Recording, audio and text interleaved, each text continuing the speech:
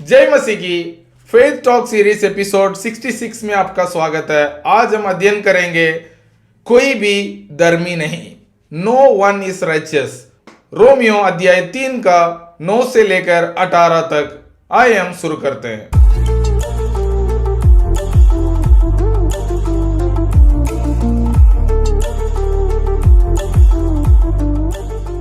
Romeo अध्याय 3 का 9 से 18। तो फिर क्या हुआ? क्या हम उनसे अच्छे हैं? कभी नहीं, क्योंकि हम यहूदियों और यूनानियों दोनों पर यह दोष लग चुका है कि वे सब के सब पाप के वश में हैं। जैसे लिखा है, कोई धर्मी नहीं, एक भी नहीं। यहां हम अध्ययन करते हैं। पिछले हफ्ता हमने देखा था कि यहूदियों को परमेश्वर ने बहुत प्रिविलेज दिया। उसका मतलब क्या है? परमेश्वर ने उनको अपने वचन उनको दिया। परमेश्वर ने अपने आप को उनके वचन के द्वारा उनके सामने रिवील किया। ठीक है, क्या परमेश्वर ने उनको ऐसा रिवील किया इसलिए वो एक दूसरे से ऊपर है या वो हमसे बहुत अच्छे हैं? पौलुस कहते हैं बिल्कुल नहीं, क्योंकि हम यूनानियों या हम अन्य जातियों परमेश्वर के वचन हमें नहीं मिला। हमें मिलेगा तो भी मिला तो भी बहुत लेट मिला, लेकिन यहूदियों को बहुत पहले से मिला। फिर भी वो उस वचन के अनुसार परमेश्वर को जानते हुए भी वो परमेश्वर के आज्ञा को पालन नहीं कर पाए। परमेश्वर ने जो चाहते थे उसके अनुसार अपने जीवन को बिता नहीं पाए। इसलिए पौलुस कहते हैं कि अभी सबके सब, भले यहूदियों जिनको परमेश्वर ने अपने आप को रिवील किया वो हो सकता है, या यूनानियों या वो अन्य जातियों जिनको परमेश्वर ने बहुत लेट अपने आप को रिवील किया प्रभु यीशु मसीह के द्वारा, कोई भी हो, सब अधर्मी है। कोई भी धर्मी नहीं, कोई भी, एक भी नहीं, कोई समझदार नहीं। 11 पद में लिखा गया है कि कोई परमेश्वर को खोजने वाला नहीं, सब भटक गए हैं, सब के सब निकम्मे बन गए हैं, कोई भलाई करने वाला नहीं, एक भी नहीं। परमेश्वर कहते हैं कि पौलुस के द्वारा कोई भी इस दुनिया में यदि कोई अपने आप को समझदार समझता है वो मूर्ख है। यदि कोई अपने आप को मैं बहुत कुछ कर सकता हूं सोचता है वो निकम्मा है। यदि कोई सोचता है अपने आप मैं कोशिश करूंगा कि मैं भलाई करूं, ऐसा इस दुनिया में कोई है नहीं। उसमें लिखा है कि उनके गला खुली हुई खबर है। उन्होंने अपनी जीभों से छल किया है, उनके होठों से सांपों का विष है, उनका मुंह श्राप और कड़वाहट से भरा है, उनके पांव लहू बहाने के लिए फुर्तीला है, उनके मूर्ख में नाश और कलेश है, उन्होंने कुशल का मार्ग नहीं जाना, उनकी आंखों के सामने परमेश्वर का भय नहीं है। तो इस दुनिया में कोई भी धर्मी नहीं। पौलुस ये कहने का मतलब क्या है?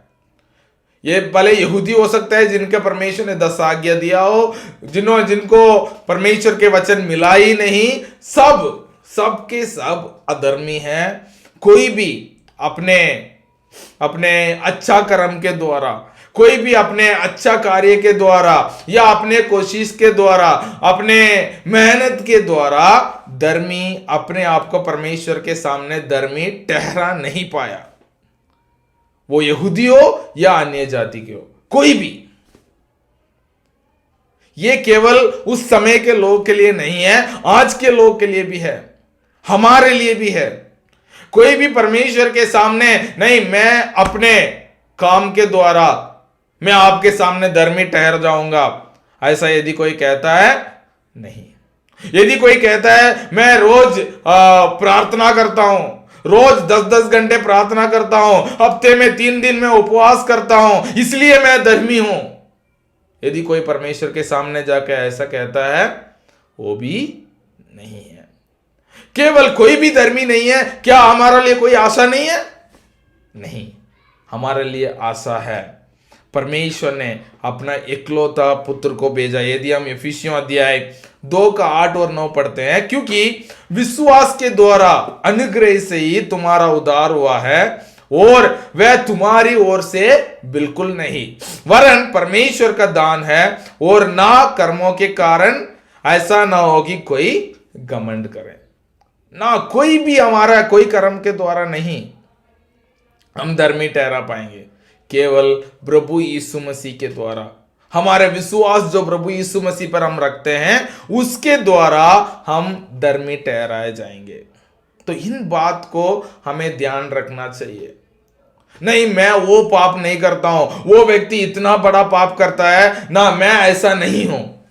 ऐसा सोच के हम परमेश्वर के सामने जाएंगे, हम अपने आप को धर्मी नहीं दर्शा पाएंगे, क्योंकि वचन में लिखा गया है कि कोई भी धर्मी नहीं है। इस दुनिया में कोई भी धर्मी नहीं है। कोई भी अपने कर्म के द्वारा अपने आप को धर्मी परमेश्वर के सामने ठहरा नहीं सकता।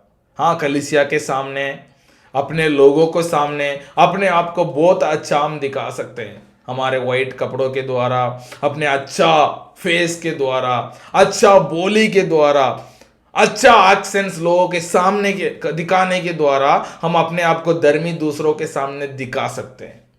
लेकिन परमेश्वर के सामने कोई भी धर्मी नहीं है।